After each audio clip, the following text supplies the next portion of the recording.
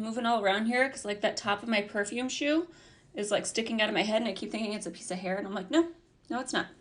Anyways, buona giornata. My name is Stefania if you're new here. So today we are going to be talking about my Sephora Vib recommendations. I know I'm a little bit late to this video, but these are going to be very bare minimum type, like repurchase, things I would recommend, things that aren't necessarily like hot this minute, but maybe a few, but like not a lot, you know what I mean? Like staples. Like I will go out and rebuy this again and again and again. And I tried putting things that were a little bit different from what you've been seeing from recommendations. So hopefully you guys enjoy this type of video. Please don't forget to subscribe. We will also be doing the giveaway on camera for the mini controversy palette. And yeah, I'm excited for this video. Please don't forget to subscribe. And did I already say that? I'm sorry. Let's go ahead and jump in. Okay, so let's go ahead and hop in. If you guys have any hair recommendations, I would love to hear them because it's very coarse, it's very curly. I wish it was straight. I know we always have what we can't get, but that is my hair and I just feel like nothing I found really works. Like I've tried like the Briogeo shampoo and conditioner and it didn't do much for my hair. Like my hair is a mess, okay? So I would appreciate any recommendations that you guys have.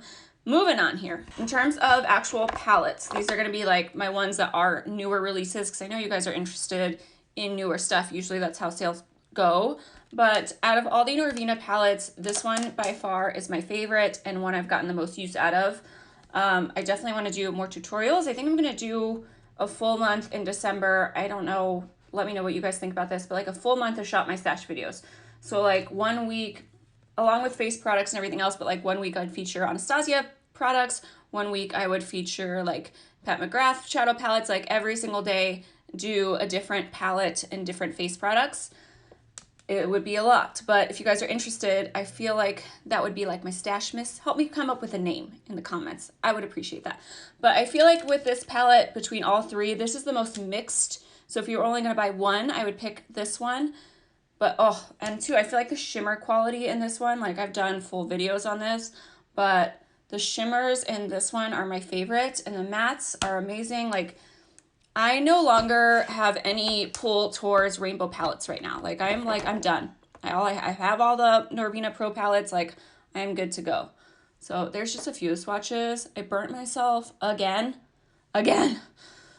Nick now bought me those giant, my husband bought me like those giant mitts because it is getting really bad. Like I don't know how many scars I have up and down on my arms. I used to work at Barrow's Pizza when I was 14. So I have some of those nice marks, but like I just have burn marks all over my arms. It's really bad. I don't look like a girl, okay? That's all I think of. Like my Zia, she was always just like, boys aren't gonna like you. You always have scabs, you're always getting dirty. And I'm just like, yeah, I know. Well, someone married me, okay? Zia Carmela. Okay, so and then the only other palette I would recommend is this Artist Couture Midnight Maven. I also have videos using this. This one is limited edition. It is cheaper. It's $29, so I feel like on the sale. This is a great little palette. I know it doesn't look like much, but honestly, I have been dipping into the neutrals of this palette like almost every day. Like it is the easiest small, like travel size. Like when I say travels, I don't travel. This just goes in my top drawer. But I absolutely love the tones of this. I feel like you do get exciting pops, but it's not overwhelming. Like sometimes I feel like a normal person might find this like to be super overwhelming because it's so many color choices. Whereas this, just the formula is gorgeous. Like I said, I've already done a review on it, but even just the pops that you get in here are so nice. But I really just love the neutrals of the palette. But look at that pigment. Like I really am excited for Artist Couture to come out with more palettes, but those are the only two I would really recommend. I would say for a splurge product, the Pat McGrath, like the rose one, love it. I love that palette, but it's no longer in stock on Sephora. If it came back in, I would say if you're gonna splurge on one item, that would be it, but it's not in stock. I don't know. I feel like they do that on purpose. Sephora. I don't think I ever really talk about this much. I'm gonna order a new one during the sale. This is the Bobbi Brown stick. It is in the shade Golden Almond. And I pretty much use this every day when I'm doing my makeup. Like I don't really do my base makeup on camera very often just because I feel like it's boring and pretty repetitive. But I have a hard time with contour sticks. Like I've tried the Benefit Hula contour stick. I've tried the KKW contour stick. And I feel like all the ones I've tried never beat this one. Like I just had a conversation with myself where I'm like, you are done buying new products where you have such great staples. You know what I mean? And this is definitely one where I've been using this for over a year, which is why I need to throw it away. I didn't even use all the product, but now I don't know. I felt gross the other day where I was just like, you should really renew this. There's no way that this is not expired. Okay, don't judge me. But I use it every day. It blends the best. The other ones kind of just disappear on my skin. This is a foundation stick. It is a little pricey, but like I said, it has lasted me a year.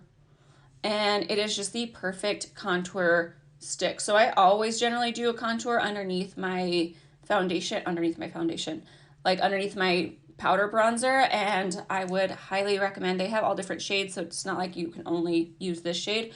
But yeah, Golden Almond.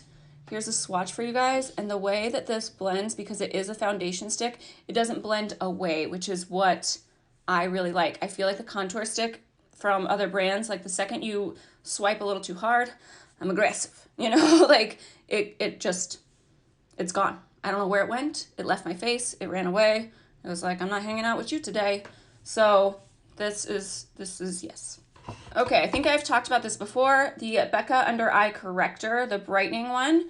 It's like this salmony pink shade, and I absolutely love it. Like, it definitely, like with I'm aging, okay? I'm aging, it's happening, and I wake up with the biggest bags under my eyes.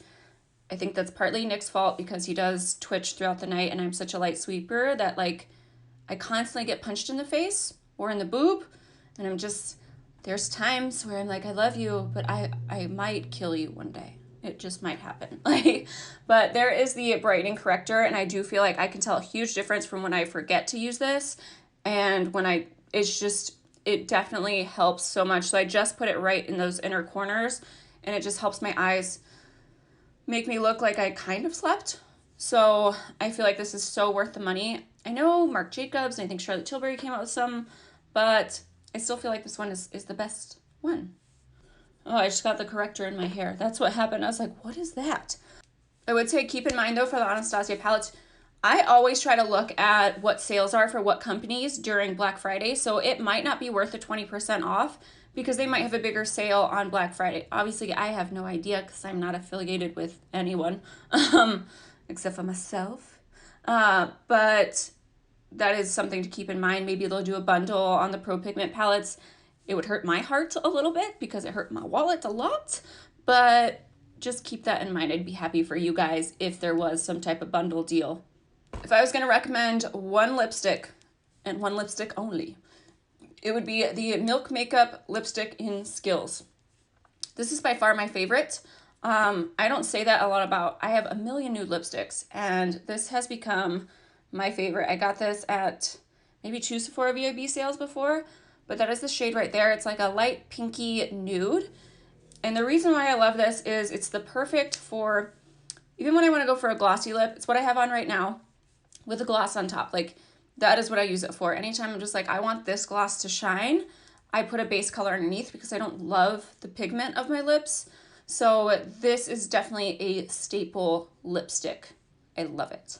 Okay, I love little tiny pot products. I feel like they are something to really change up your look without buying a full palette, even though they're pricey little suckers. But my favorites are the Touch and Soul ones.